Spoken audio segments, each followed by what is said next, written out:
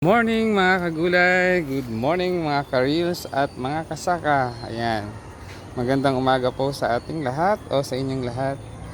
At nandito po ako ngayon sa aming gulayan sa paaralan. At ito po, i-harvest na po natin ang mga bilog na upo or buyo kung tawagin sa amin.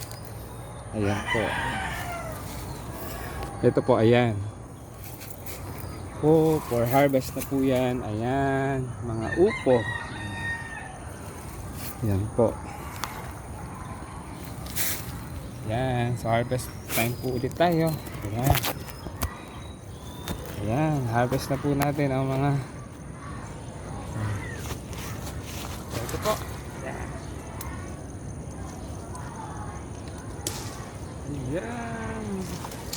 Ito po ang isang upo. Magandang buhay. Good morning. Ayan, nakakawala po ng pagod ang pag-harvest ng mga ganitong gulay. Good morning, good vibes. Sana po ay nag-enjoy kayo sa aking video or reels. Pa-like and share and comment na rin po sa comment section. And pa-subscribe na rin po ng aking YouTube channel, ang Maestro Panaderong Gala. Ayan, magandang buhay. Tuloy lang po natin ang pag-harvest. Ayan, ito po. Isa. Ayan. Ayan, ito. Ayan, ito na po.